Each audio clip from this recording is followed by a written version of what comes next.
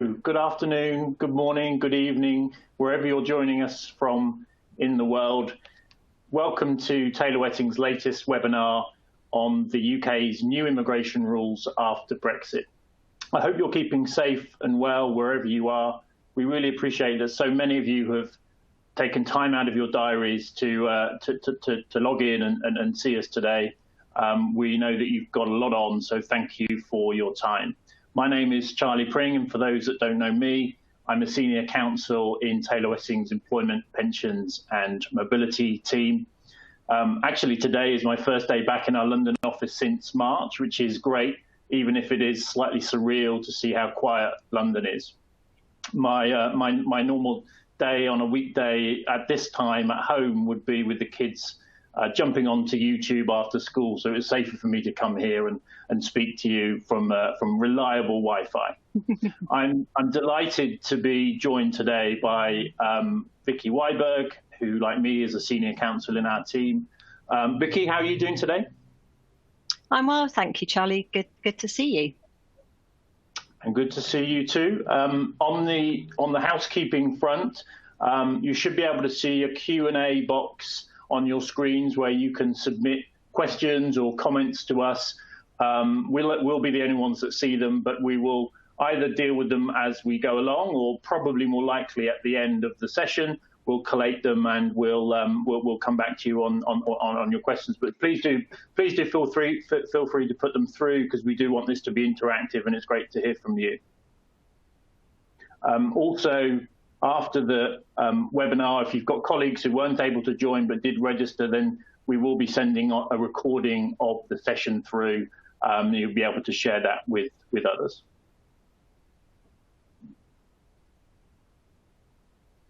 So what are we going to deal with today? Well, the big topic obviously is Brexit, and the big sort of picture point is that free movement of workers is going to end. That means that there will be a level playing field between European and non-European workers. The advantage which has been available for decades given to European workers, being able to live, work and study in the UK without needing a visa, is coming to an end from the end of 2020.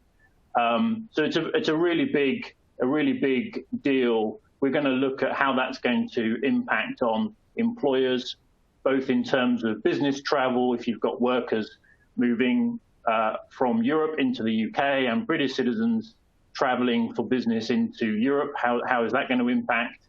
The focus is going to be on sponsored work visas, because that's going to be the main work permit route that the UK has going forward. So both the skilled worker visa and the ICT visa. We'll look at other routes as well, because it's important to know what you're looking at when you see candidates with different types of visas, but also so you know alternatives to sponsorship in case that might be a different route that a candidate or a colleague can take. And also, obviously, the practical steps that you can be looking at doing now. So just to kick this off, we've got a quick poll, because so much of this depends on whether or not a business has a sponsor license. We're interested to know from you how many of you hold a sponsor license already. So your UK employer business, does it have a sponsor license? Please click yes or no. We're committed to counting every vote. Vicky's got a team of lawyers on standby to challenge any spurious results. So do let us know. We'll just give you a few seconds to put those through, and then we'll take a look. So there we are.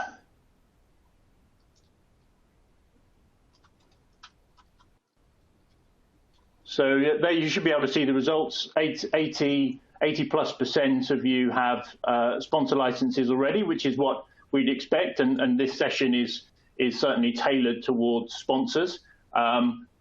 You, like me, may have heard, if you're in the UK, radio adverts, social media messages from the government telling employers that they should get ready for Brexit.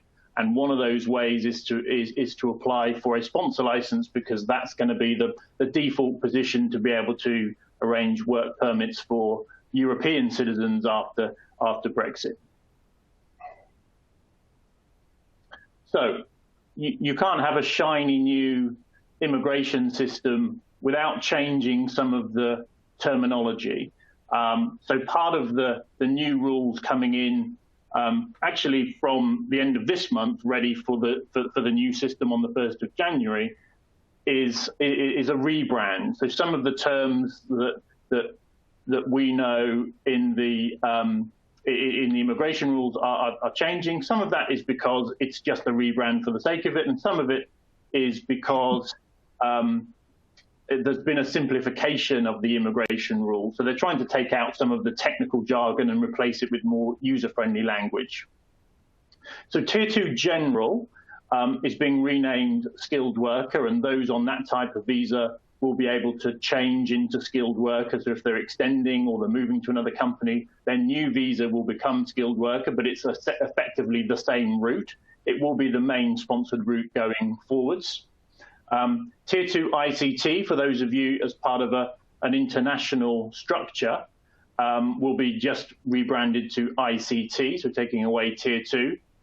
SOC codes, which is the sort of economic job code given to all skilled jobs, so that you know whether or not a particular role is qualifies for sponsorship. That's going to be called the occupation code. Indefinite leave to remain, or ILR, will become settlement instead of ILR. So that's basically UK permanent residency. All of these terms are interchangeable. Leave to remain is going to be called permission to stay, because actually that reflects what it is. If you're in the UK and you're either extending or you're switching into a different route, you'll be applying for permission to stay. When we talk about the EEA, the European Economic Area in the rules, we're talking about all of the EU countries plus Norway, Liechtenstein, and Iceland, I think it is, which are the additional countries making up the EEA, but also Switzerland, which is not part of either, but is treated as if it is because of a bilateral trade agreement. So EEA includes Switzerland when we use that term. Sponsor license, that's unchanged. So we'll continue to talk about employers holding a sponsor license. That's the same. And when we talk about going rate salary, that's really market rate salary. So that's the rate set by the government for a particular job, and that will be different for every job depending on its seniority and its skills and its qualifications needed. And but those rates you'll find in the occupation code, which used to be called the sort of the SOC code or Appendix J. So Vicky, over to you. Could you tell us a bit more about Brexit and how end of free movement will affect us? Absolutely. Thanks, Charlie. So I think everybody who's on the call today will be very aware of this very imminent deadline that the end of the right to free movement will be coming at us on the 31st of December. So only sort of 6 weeks away now. And what that means is that if you are an EEA national and you wish to come to the UK and you wish to establish a right to be here and to work, you have to have arrived by the end of this year, and you have to have established a residence by the end of this year. But actually, you then have a 6-month window to the 30th of June to make an application to evidence that right. And there are two different kinds of application, really. One is the pre-settled status. That is for those people who have only been in the UK for up to 5 years.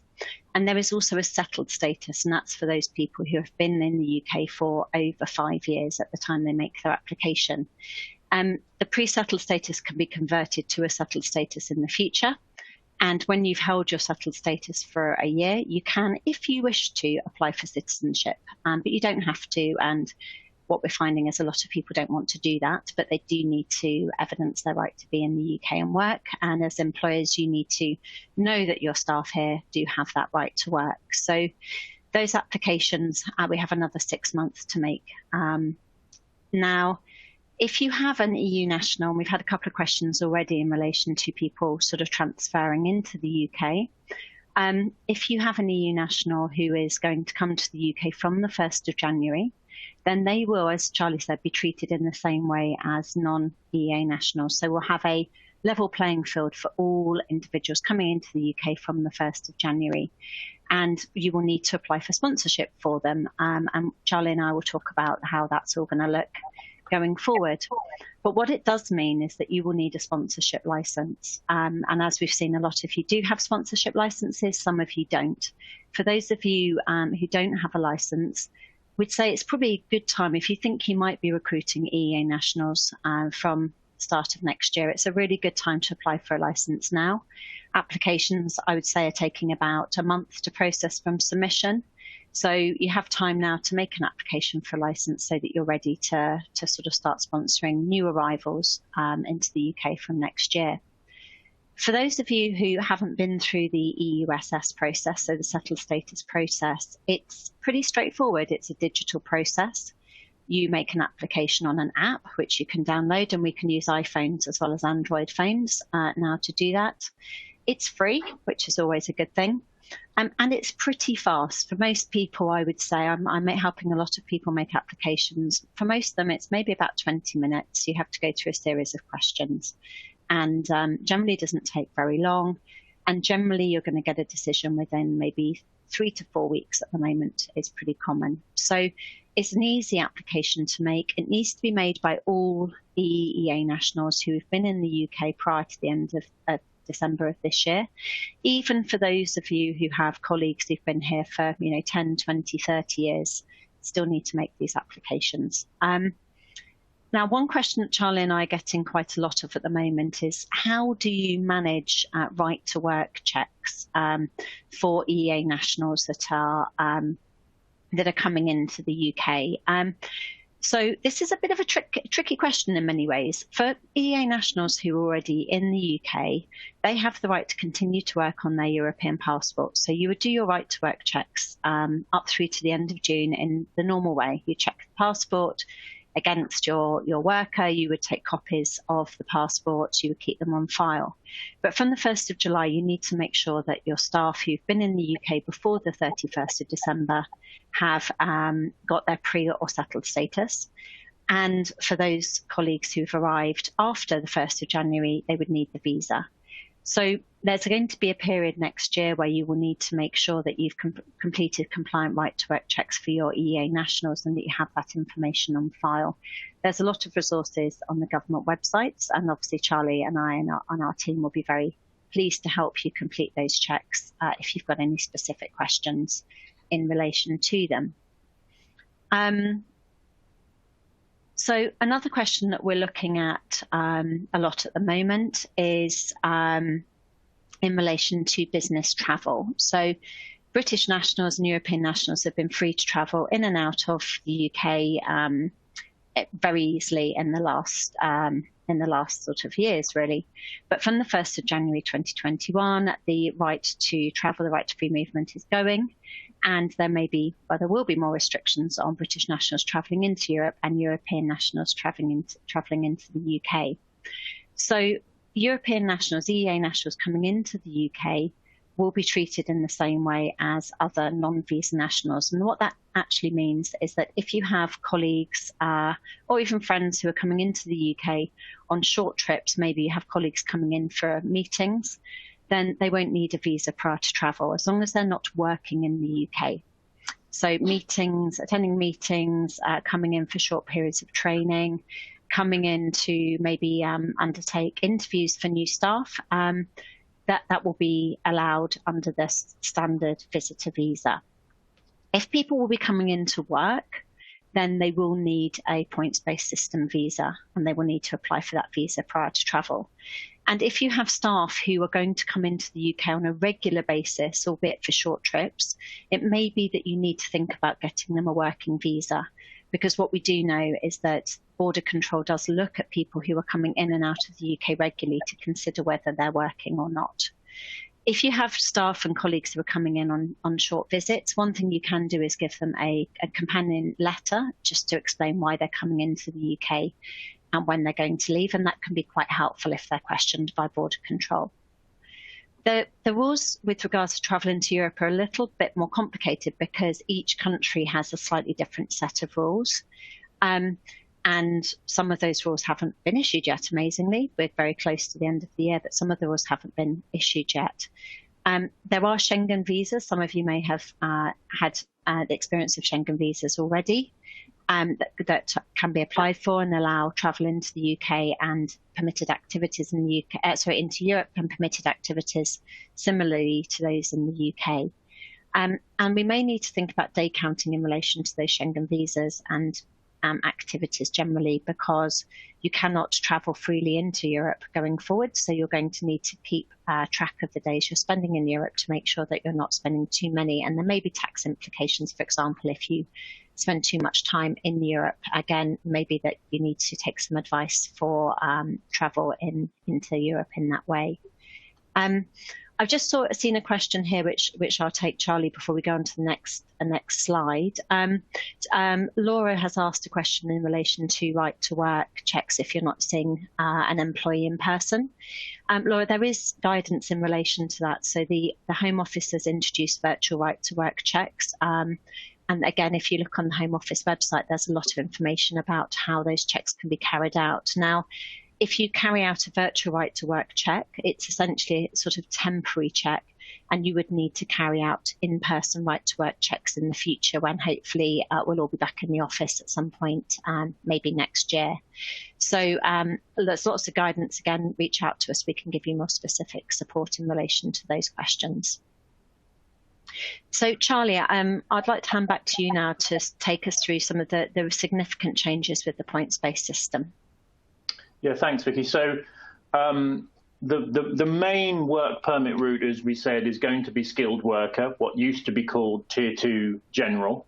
That's a sponsored visa using a sponsor license, which will result in a work visa tied to employment with that sponsor. So it's not a general right to work. It's for skilled employment with one company, meeting various visa conditions around skill level of the job, around salary level of the job. So it's going to replace Tier 2 General. What category of hire don't you need a sponsor license for? Well, obviously not for British or Irish citizens. So Irish citizens, although they are European citizens, because of long-standing arrangements under the Common Travel Area, Irish citizens are exempt from any sort of work permit. So they can apply to the EU settlement scheme, but it's optional. If they're coming from overseas after the 1st of January, again, they don't have to apply for any visa. Effectively, they're treated as if they are a British citizen. And when we talk about sponsored work permits for other EEA citizens, we're talking really about individuals that move to the UK or that need to work arriving in the UK after the 1st of January 2021. European citizens, as Vicky said, who are already in the UK, living in the UK by the end of this year, are able to apply for the EU settlement scheme. That's outside of sponsorship, that's free, and it provides a long-term solution, either temporary through pre-settled status, then leading to permanent residency in settled status, or perhaps directly into settled status for those that have already got 5 years UK residence. But for everybody else, particularly if you've got assignment for European citizens after the 1st of January 2021, you're going to need a sponsor license. If you hold a license already, don't worry, because that will automatically convert to an equivalent license under the new system. So if you're covered at the moment for Tier 2 General and Tier 2 ICT, that will convert to skilled worker and ICT, or if you're just in Tier 2 General, that will convert to skilled worker. So you get the equivalent category without having to make another application.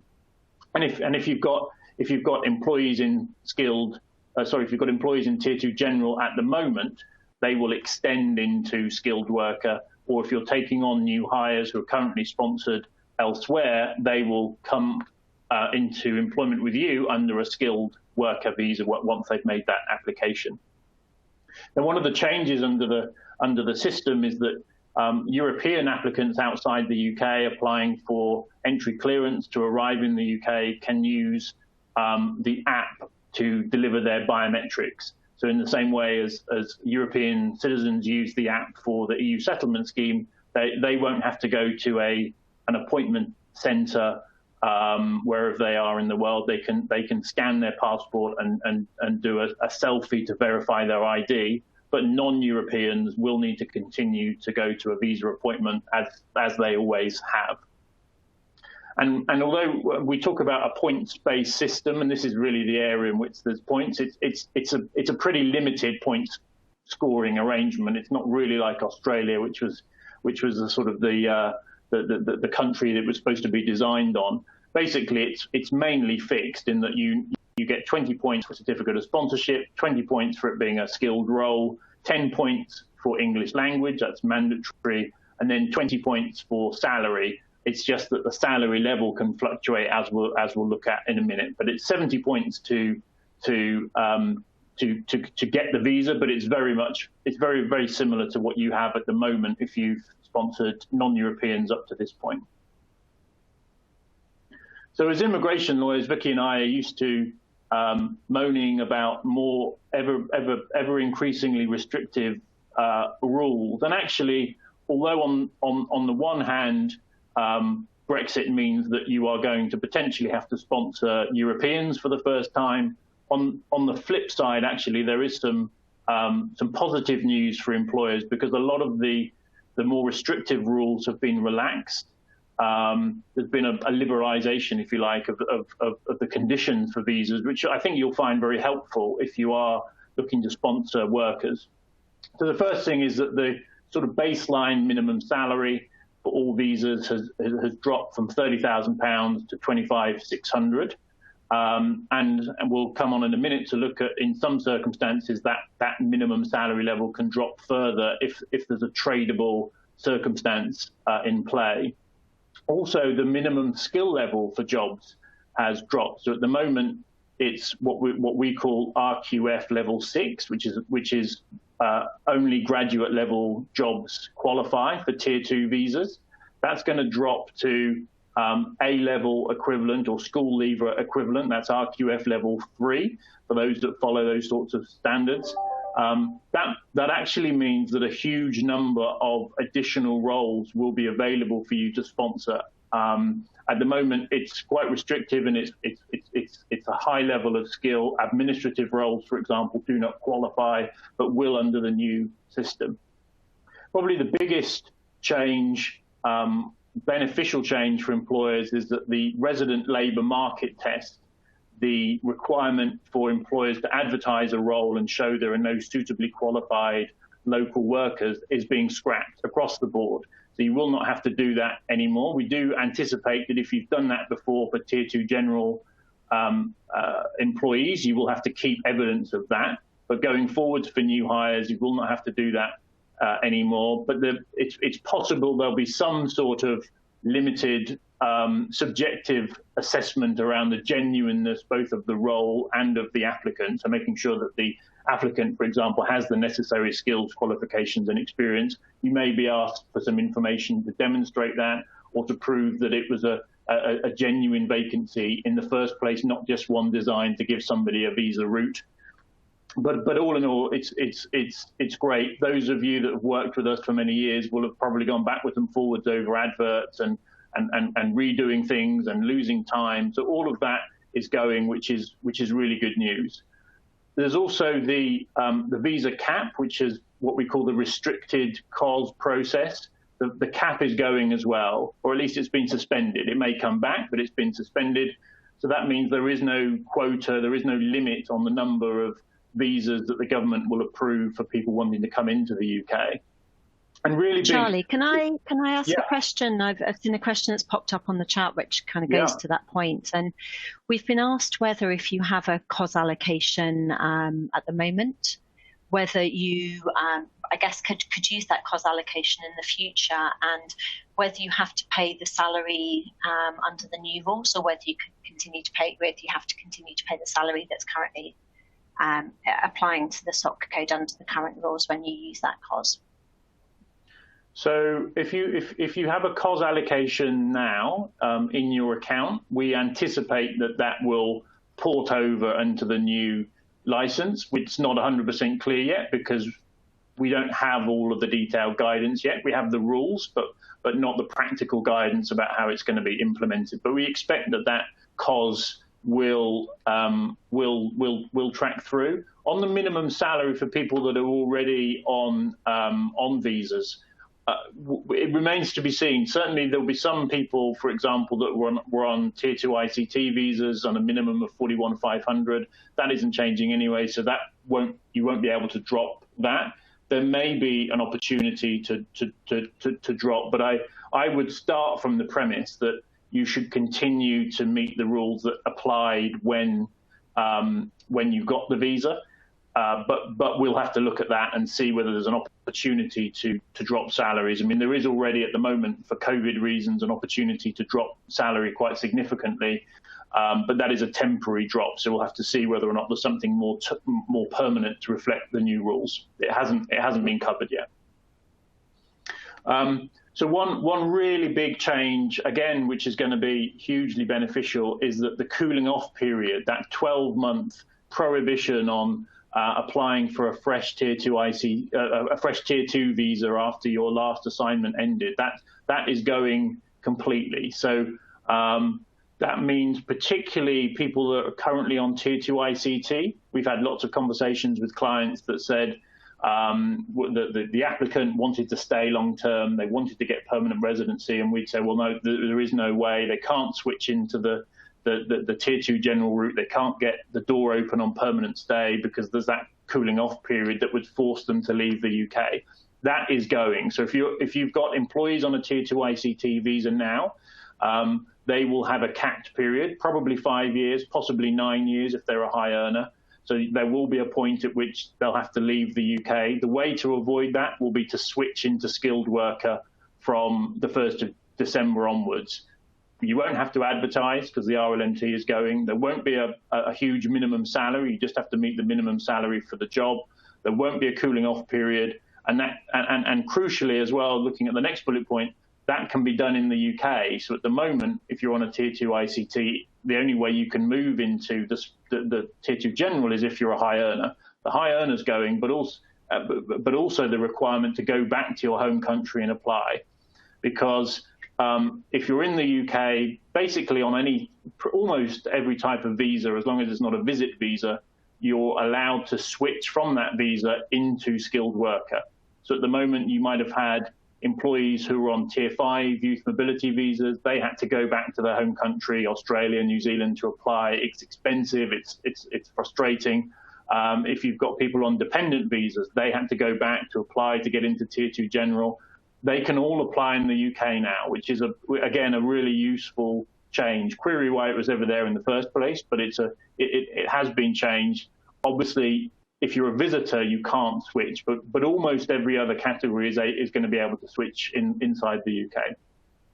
At the moment, with Tier 2 general visas, there is a 6-year cap, and that cap is now going. So it's possible for anyone on the skilled worker visa to keep extending indefinitely. Of course, in most cases, they will be looking for permanent residency after 5 years continuous stay. That can include time on Tier 2 general as well, so the clock doesn't restart when they get skilled worker. If they've been on Tier 2 general before, that tracks through towards the 5 years. But if they didn't get permanent residency for any reason, for example, perhaps their absences were too high from the UK, then they can keep extending. For those that are applying for permanent residency or settlement, the flat rate minimum salary requirement at the 5-year mark of £35,800 is also being dropped. So that was a flat rate regardless of the role, whether it was a very senior role or a mid role. That was the absolute minimum salary. That's going. So really now the settlement minimum pay will be the higher of 25,600, that baseline, and the minimum going rate for the job as set by the government. So it might not be as low as 25,600. It will just depend on the particular job being done. But it won't be an absolute flat rate of 35,800. And at the moment, there is a 10% shareholding limit for those in Tier 2 General, unless they are high earners. But that is also being scrapped. So there is going to be no shareholding limit in skilled worker, which brings it in line with ICT, which also doesn't have a shareholding limit.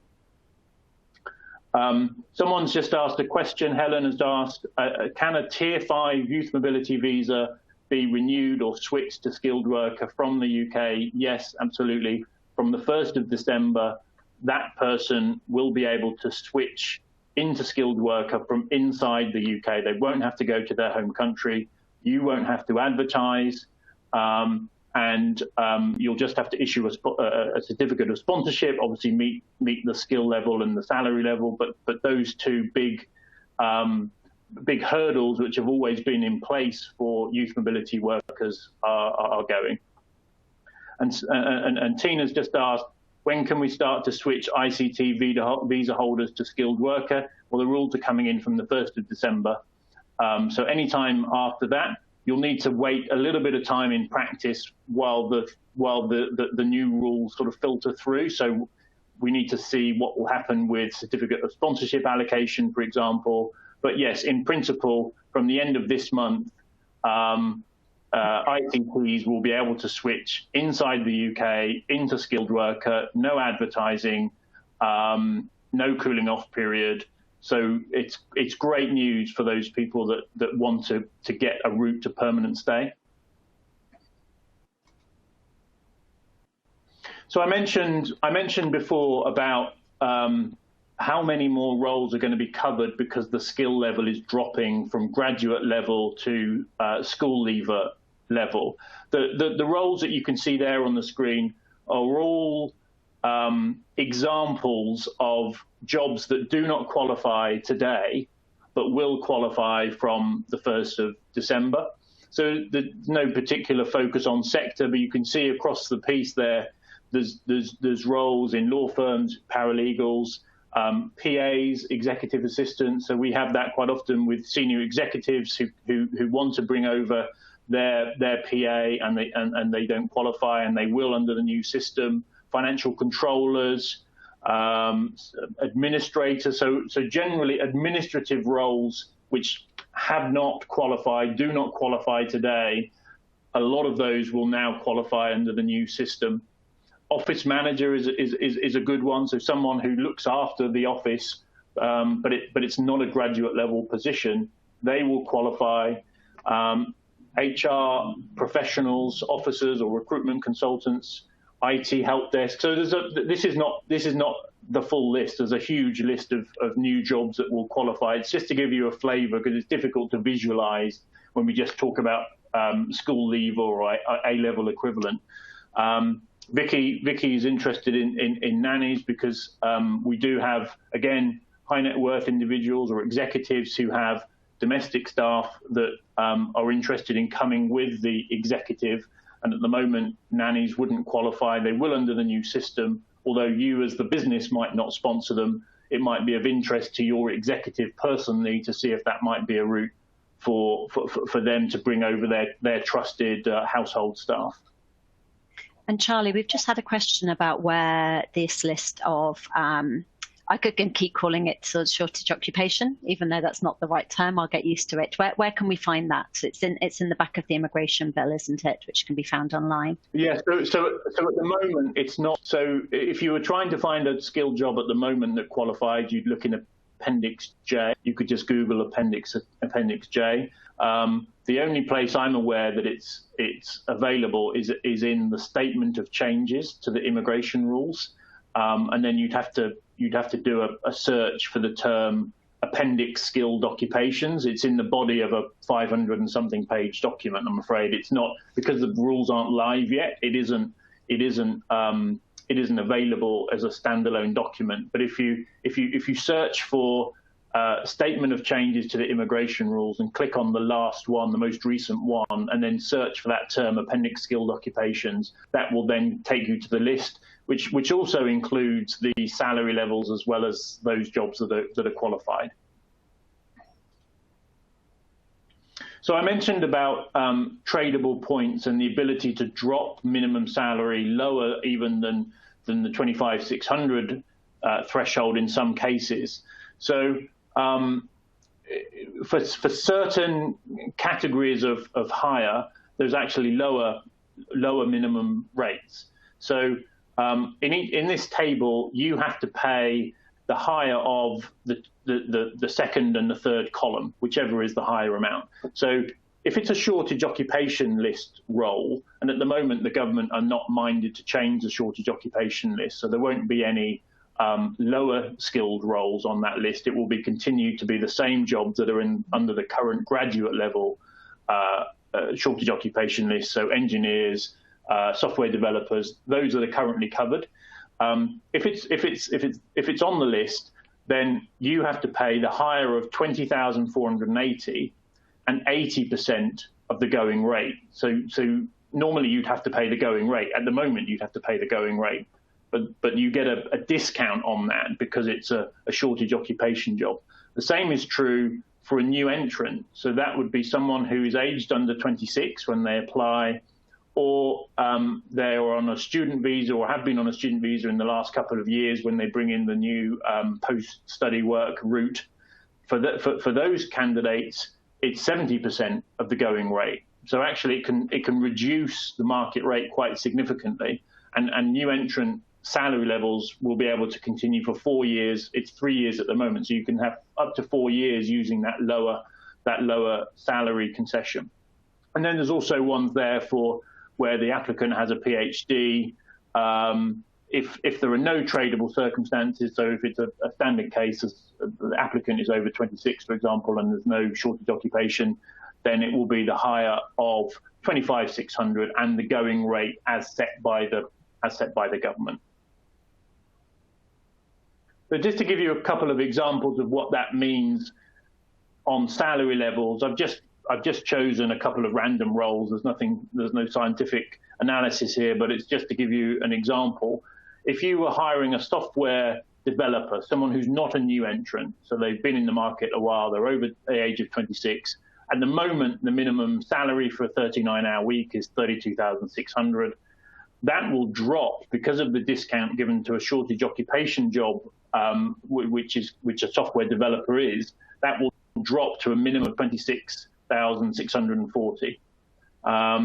If you were hiring a sales account manager, someone who's under 26, so they are a new entrant, at the moment you would have to pay 26,500, and under the new rules you'll pay 24,780. It's just an example of a couple of roles where actually the minimum pay is going down, even though the market rate is going up. So the government's market rate has risen with inflation and everything else, but because of the discounts, you're still going to be paying, the minimum salary will still be less than it is at the moment.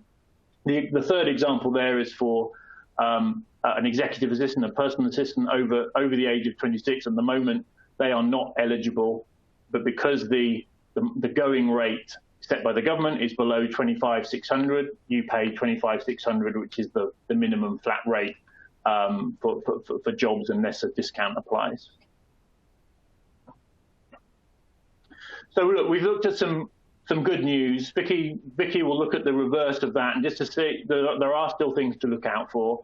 What do you think the main things employers need to watch for are, Vicky?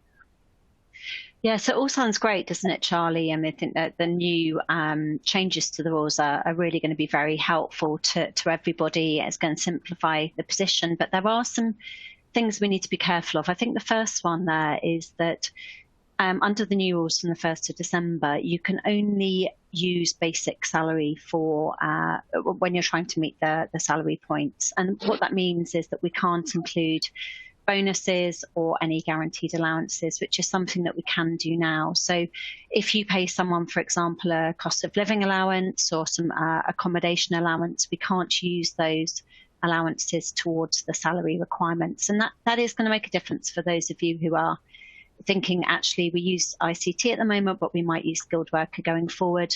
But the individual's package is made up of allowances as well as base salary. So I think that's something to be aware of. You can still use allowances for intercompany transfer visas, but not for skilled worker. There is a transitional measure for those people who already hold a Tier 2 general visa, and that does allow you to rely on allowances for about the next 5 years, as long as the person remains with the job for which they're currently sponsored as well. So there is a little bit of flexibility there, but going forward, no allowances can be included. There's a little bit of a strange new rule that says that we will need to include PAYE details. So pay-as-you-earn details are going to need to be included on the COS when the COS is assigned. So if you're a startup company in the UK, you may not have PAYE arrangements yet. That may delay you in making an application for a COS. I think it's going to be interesting seeing how we go about picking the right occupation code. As Charlie has shown you, there's a real significant increase in occupation codes from the 1st of December. But the guidance that the Home Office has provided so far doesn't actually include job descriptions. So it may be harder to work out who fits within which SOC code moving forward. And that might be something that could cause some difficulties. As Charlie's mentioned, there's also, whilst we're losing the RLMT, there is a subjective genuineness test. And we're always a little bit nervous when we look at genuineness and subjectivity, because the Home Office can make some fairly strange decisions. So you're still going to have to show that there's a genuine need for the role. And the caseworkers, as Charlie mentioned, can ask for additional information when making a decision about whether a certificate of sponsorship should be granted or a visa should be granted. And we just don't know at the moment what that's going to look like and how much information we're going to have to provide with our applications. The issue of sponsor compliance remains really key, and I think that's a particular issue at the moment with the COVID pandemic and lockdown. A lot of you, probably most of you, will have staff working from home. They may have been working from home for a long time. You may not be able to keep track of them in the same way as you can when you're all in the office. You may have had changes of terms and conditions, maybe salary decreases, which have been allowed, but being able to monitor and track and make sure that you're complying with your duties and reporting changes to the Home Office will remain really important. And we're seeing already an increase in audit visits that were stopped during the first lockdown. So continuing to be aware of your compliance duties, particularly for those of you who don't have a sponsorship license yet, is going to be really important. And then the final one on this slide, one question we're getting a lot is in relation to those of you who have staff members who've spent a lot of time outside the UK because of the pandemic. So maybe people have got stuck outside the UK, flights have been cancelled, or they've chosen to go back to their home countries to spend a period of time with family. The settlement guidance typically allows a maximum of 180 days outside the UK in any year you rely on for settlement. There is some increased flexibility due to absence connected to the pandemic, which has been included in the Home Office guidance, but we'd always recommend that people try to spend as much time in the UK as possible. And if you have staff who are spending time outside the UK, it's going to be important that they can document why they've been outside the UK and that it's in accordance with their contractual arrangements with you. So having a letter explaining why someone's outside the UK, explaining how that you're going to continue to sort of keep in touch with them and monitor them, I think would be something that's sensible to keep on file. So it's my turn to try to do a poll. Hopefully this will work out okay as well, Charlie. So for many of you, we know that about 80% of you, yeah, thank you, about 80% of you do have a sponsorship license already, but we're really interested to know, of those of you who have a license, how many of those licenses cover the intracompany transfer route? And again, if we could ask you to click on yes or no, that would be really helpful. Now, while you're doing that, we did have a question about adding offices, or maybe even adding the ICT route to your license. It's possible to do that if you already have a license and you want to add your European offices. That's easy to do. You have to make an application to the Home Office on the SMS, and you probably have to provide a new structure chart. So a chart showing the offices that you wish to add and that they are all under what we call common ownership, so that they're part of the family, corporate family. Equally, if you want to add ICT to your currently Tier 2 General but will be skilled worker, again, it's an online application and you will have to provide evidence of that corporate link. If anyone else wants to pop into the poll, that would be great. We've got about half of you that have told us so far, so I'll give you a couple more seconds. But those applications are ones that can be made on your SMS. Obviously, we can do that for you if we're a level 1 user on your sponsorship license. So here's the results of the poll. So about coming up to 2/3 of you do have an ICT license. And that's what we'd expect. I think we have some clients who have a corporate group, some who just have a UK entity but may not have overseas offices. So if you are part of a group but you only have a Tier 2 General license, you may want to add ICT to your license to enable you to have more flexibility moving forward. You don't have to pay again for a sponsorship license if you want to add another element to it.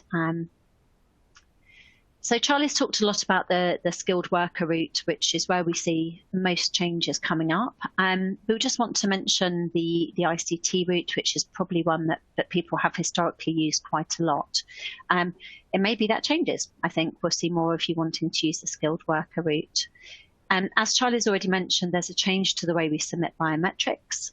So we're going to see use of the UK Immigration ID Check app, snappily titled, for EEA national applicants, but still non-EEA nationals will be giving in-person biometrics. So going to the centre to give photographs and fingerprints, which, as we know at the moment, is a little bit difficult because not all centres are open and people may be in countries where it's hard to travel. A lot of the rules with regards to ICT just aren't changing. So there's no change to salary. Charlie has already told you about the quite significant changes to skilled worker salaries, but for ICT, no change. Still base level of 41,500 or top code level if higher. You can still continue to use allowances, which is really handy if you're sending someone over from a country where they may not be being paid as much. You may be reliant on allowances to make up that base salary level. The skill what's I think quite interesting here is that the skill threshold isn't changing. So as Charlie's mentioned on skilled worker, there's a reduction in the skill level that's required to obtain a skilled worker visa. But for the intracompany transfer, we're still seeing that RQF level 6, so that's degree level roles.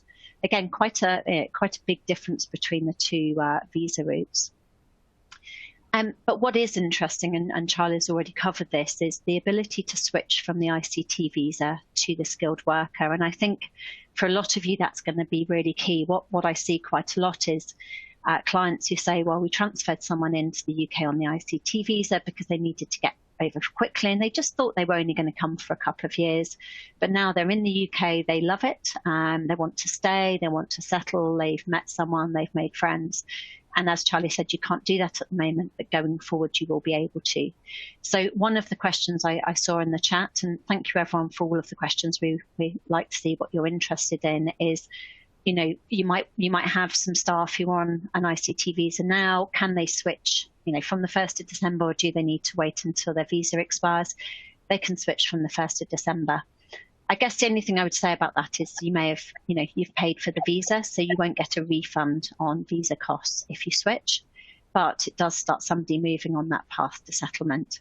And another question I saw in the chat was a question to confirm that the ICT route still doesn't lead to settlement. And yes, that's the case. So for those of you who have staff in the UK on the ICT route, there's no settlement. So if settlement is a concern for your staff or something they're interested in, the skilled worker route is the way to go. And although they're allowed to switch, the time they've already spent in ICT will not count towards the 5 years. So the clock will start from 0 from when they go into skilled worker, just to address somebody else's question. Although there's no cooling off, you start from 0. Yeah, very, very much so, which may be a reason to switch somebody a little bit sooner if settlement is the way forward. And that will be the same, you know, if someone's in the UK on a Tier 5 youth mobility, it would be the same. So the clock starts from scratch. So you might be saying to us, like, why would you use the ICT route? You know, it's lower salaries to use skilled worker. You can settle, no advertising, which was always something that was a bar to using the Tier 2 General. Well, yes, there are still good reasons why you might want to use the ICT route. And those are as set out here. So you don't have to be able to prove that your applicant speaks English for the ICT visa, but you do for the skilled worker. So depending on the nationality of your employee, they may not speak English, or they may not be confident in speaking English. So that would be a reason to use the ICT route. We don't know yet, because we don't have the guidance yet in relation to how easy it's going to be to obtain COS. So currently, there are different kinds of restricted or unrestricted COS routes for a Tier 2 General. We know that those monthly caps are going. We know that we're going to be applying to the Home Office, and we're told we have to obtain a skilled worker COS specifically for each skilled worker you wish to sponsor. We don't know how long that's going to take, and we don't know what information you're going to have to submit to make that application. So it may be that it takes a little bit of time to get a skilled worker assignment into the UK. As I said, we can use allowances for salary for an ICT, and we can't for skilled worker. So it may be that the role that you want to sponsor, you need to use the allowances. You may have an accommodation allowance, which makes up 25% of the salary package, and you might want to be able to use that. So those are kind of reasons for some people and some companies why using the ICT route may still be something that you want to do. If you are only transferring someone over for 1 or 2 years, this may well still be the right route for you. It may be quicker. One thing we think that it is important to look out for is just to make sure that your existing structure does cover your European entities and also any newly opened or acquired offices, whether you are going to apply for skilled worker visas or ICT visas. I think sometimes Charlie and I see we work with clients and they obtain a license, and then there's a corporate structure change, and suddenly the license just doesn't pick up all of the overseas offices, and you may very quickly need to transfer someone into the UK, but your license doesn't cover the office at which they work. And that's something that we would recommend that you think about doing now. We've had a couple of really good questions. I'll just flag now. A question about whether ICT time, so time spent in the UK as an ICT visa holder, counts towards the 10-year route. Absolutely. So that's the long residence route. If someone spends 10 years lawfully in the UK, they can obtain residence, even if they've been on a route which doesn't normally lead to settlement in 5 years. So yes, and we see that maybe for people who've been in the UK as students and then transferred into an ICT visa. A really fantastic question about how firms will hire trainees. And I think actually this question goes even wider than law firms. So I think we're going to see quite an interesting question after the 1st of December in relation to, if you're not advertising positions and you don't have to take resident workers over non-resident workers, how you justify not sponsoring visa holders. Again, we're going to need to wait to see what the guidance says, I think, on that question, but it is going to be a difficulty for firms, particularly in lower or deemed lower skilled roles, that saying specifically that cost is the reason not to sponsor somebody won't be considered to be enough. And in fact, there was a Court of Appeal case which was issued yesterday, which looked at this point specifically. So I will be pleased here writing an article about this point when we see the Home Office guidance. So watch this space on that point. Charlie, I'm mindful that we are kind of getting to the end of the session. You wanted to just cover a few of the new routes that people might be interested in. Yeah, thanks, Vicky. So quickly, it's important to know about the routes just so that you're thinking about alternatives to sponsorship. There is going to be a new post-study work route for graduates from the summer of 2021. So at the moment, students have a rush to get sponsorship in the 3 or 4 months they have after completing their course. If they're on a student visa, they will be able to apply for a new 2-year visa after graduation, which will allow them to work for any company in any job, but it won't count towards the 5 years for settlement. It might count towards the 10 years, as Vicky said, but not towards the 5 years from when they switch into skilled worker. the EU settlement scheme does allow family members to come to the UK to join someone who's already got status under the EUSS. So, for example, if a partner was in the UK, they have status under the scheme, and the other partner or spouse was outside the UK, they could apply to join as long as the relationship existed before the end of this year. I think those cases will be relatively rare, but they are there.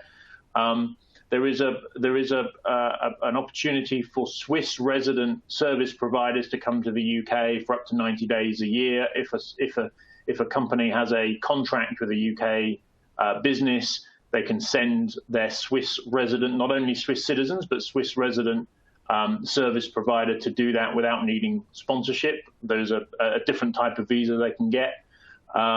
There's the new Hong Kong British National Overseas visa for Hong Kong resident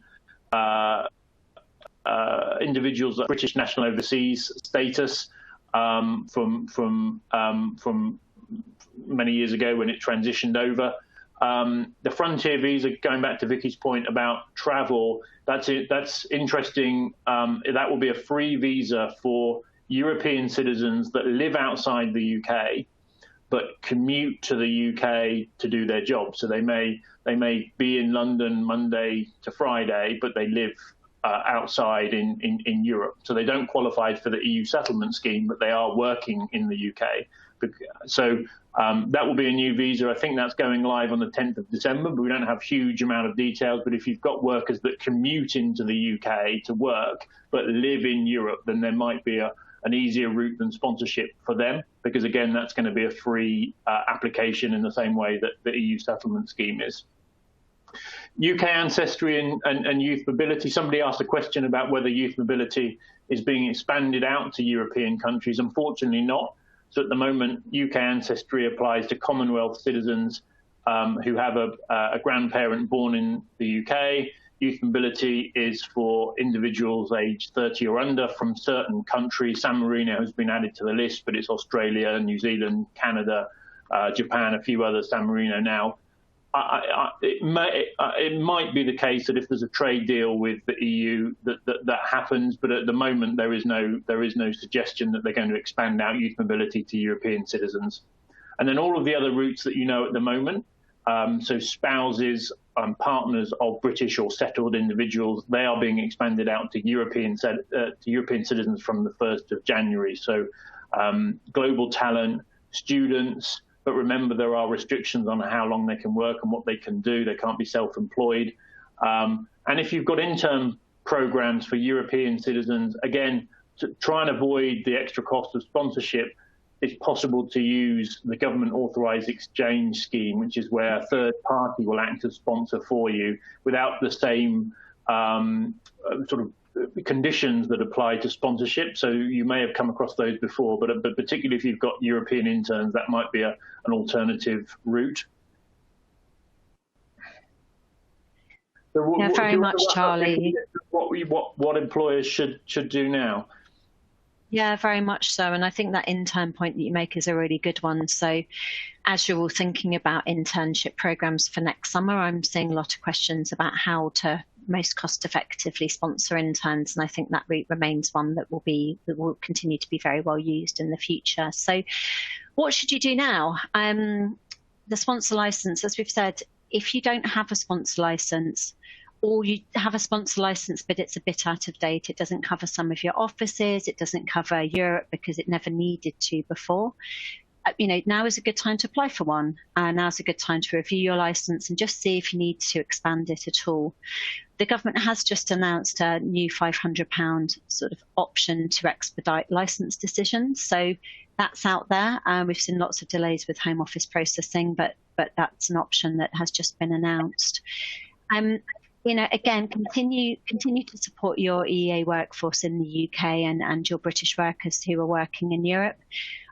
I'm sure you're all getting a lot of questions at the moment from staff who are working overseas, from your European national staff who are working in the UK, who are nervous about Brexit. Communication remains really important. Helping them make their settled or pre-settled status applications is a good thing to do. It's free, but you can get a lot of goodwill and support from people, I find, at the moment, if you can help them with those applications. And obviously they do need to be made by the end of June. So working with staff now just means there won't be the panic, I think, in June next year from staff as they don't have the applications made. It's really important, I think, as Brexit is looming, to just assess your recruitment needs generally from next year. Visa costs go up, Home Office costs go up. Think about, is there an alternative visa route for staff? You know, if you've got staff who are kind of coming to the point where it's going to be difficult, but if staff are planning to come in from Europe into the UK in January or February time, might they be able to move across before the end of the year and establish their residence here? That may save you from an expensive visa application cost. If people do need to just come into the UK for short periods of time, they should be able to do that as visitors. And somebody asked a question about what's a short period of time.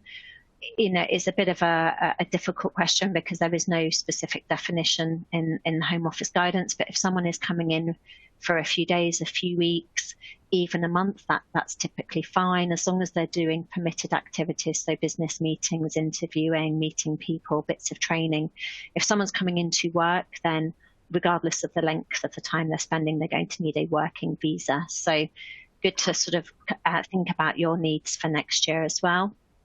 I think it's also important that those of you who are in HR or have colleagues in HR just think about the likely delays for transferring EEA nationals into the UK. It's going to take a little bit longer. People can't just jump on the Eurostar or on a plane and come into the UK. You're going to need to get visas, which just results in a couple of months potentially.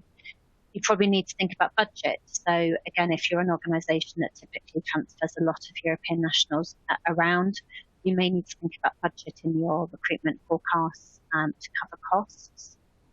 Think again about compliance duties and sponsor duties. At the end of the year, we do reach out to all of you to talk about COS allocations and whether we can help you make requests for your COS allocation for the next visa year. And it's always good to think about your sponsor duties at the same time. Are you compliant? Have you notified the Home Office? If someone has left, have you told the Home Office? That sort of thing. It's always better to keep the Home Office in the loop rather than wait for them to contact you. And we've talked about this issue about recruitment. So I think one of the big challenges for next year is going to be the reduction in skill level for skilled workers and how to balance that against potentially a diminished budget that you may have for recruitment costs. So lots of things to think about, I think, for next year, and always good to start planning those things now. Charlie, I'm mindful that we're at the end of our slot. Were there any questions in the chat that you think it would be helpful just to cover off in a minute or two? So someone's asked about the Tier 2 general high earner sponsorship level. Is that staying the same, or is it being reduced? Yeah, go on, Charlie, you talk about that because you spoke about skilled worker. So the quick answer is it's going. There is no high earner level anymore, salary level in skilled worker. The reason for it at the moment is because it gives you exemption from advertising, it gives you exemption from the cap, the quota, and it gives you exemption from the 10% shareholding restriction. All of those three restrictions are going, so you no longer need a high earner level in Tier 2 general. It is staying in ICT, but it's being reduced from 120,000 to 73,900 to give exemption from the 12-month service overseas and to give 9 years stay rather than 5. But there is no high earner level in skilled worker. So what about the question about companies that are used to making a deadline for a restricted COS by the 5th of the month? Is that 5th of the month going to still be a diary entry for sponsors?